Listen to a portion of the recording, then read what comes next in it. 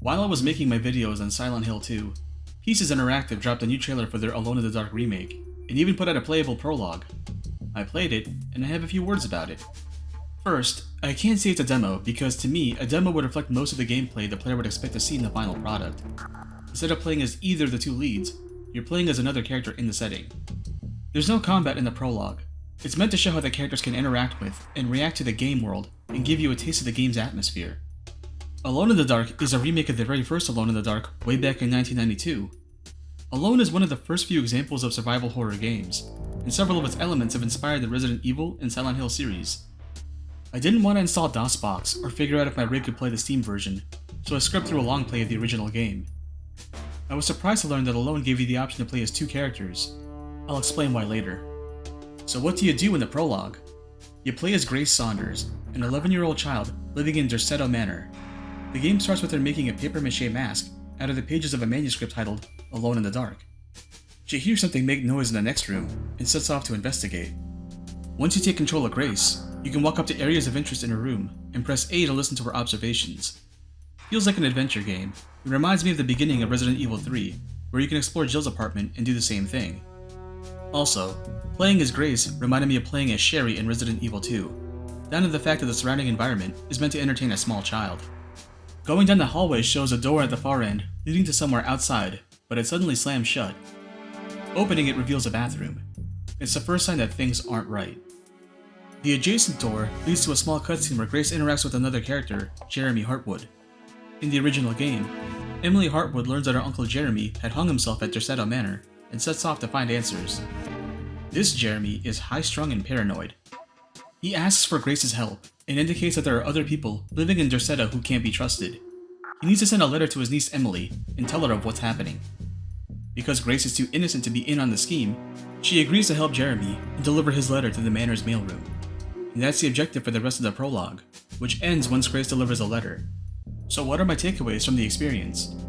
When I made my predictions video on Silent Hill 2's remake, I made a comment in my captions saying that it was disheartening to see all the new survival horror titles adopt Capcom's model for the remakes. Take a game that had tank controls and fixed camera angles, and rejigger it to be a third-person shooter with survival horror elements. My Silent Hill 2 video is purely speculative, but the trailers that Pieces Interactive have shown indicate that they've adopted that style.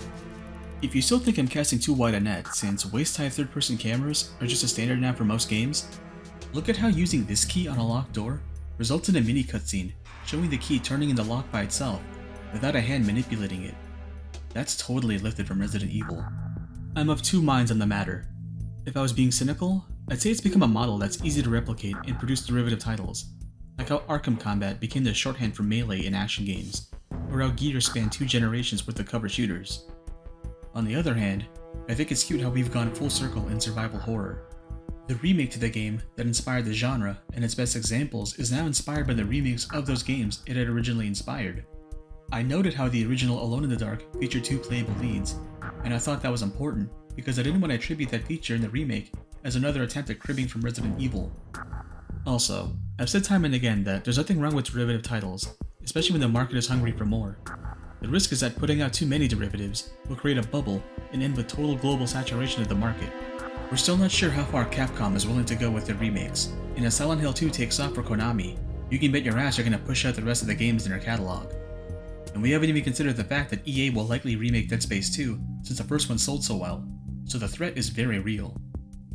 Alright, enough with that doom posting. Let's talk about the things that intrigue me.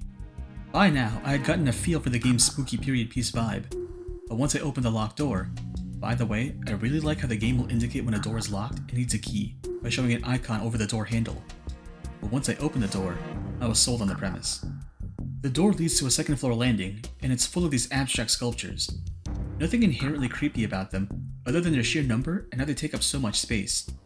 As we cross the room to reach the foot of the stairs, the world changes.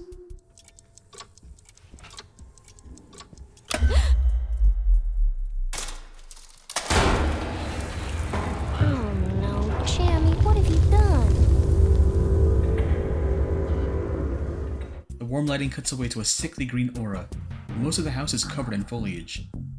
The first time I played this, it actually caught me off guard. Jump scares are cheap, but this one worked because it didn't result in a monster screaming in my face. Also helps how Grace is so nonplussed about the situation, like she's dealing with a busted light bulb and not reality falling apart. Adds some levity to the mood. Unfortunately, going downstairs does lead to a more conventional jump scare.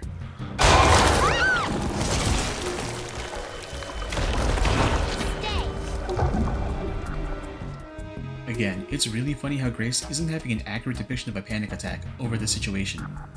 Walking back up the stairs shows us how the game will use context-sensitive actions to let us perform maneuvers we wouldn't normally do on a moment-to-moment basis.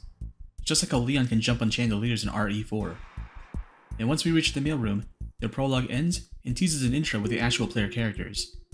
Color me surprised to find out that David Harbour is playing Edward Carnby. I don't think he's gonna say the line though. I don't have your stone, and fuck you anyway! The game looks nice, but I can tell it's not a AAA game. Grace's in-game model tends to have a mostly vacant stare, and the really starchy envelopes are a dead giveaway. Overall, I'm interested in the game. The newest trailer shows the ability to switch between ranged and melee weapons, which is funny to me because I put that out as a possible change for Silent Hill 2's combat. I think the period setting is going to do a lot of work to distinguish the game from its contemporaries. The trailer promised to have a strong soundtrack with personality, so I'll be looking forward to that. Try out Alone in the Dark's Prologue, and let me know what you think.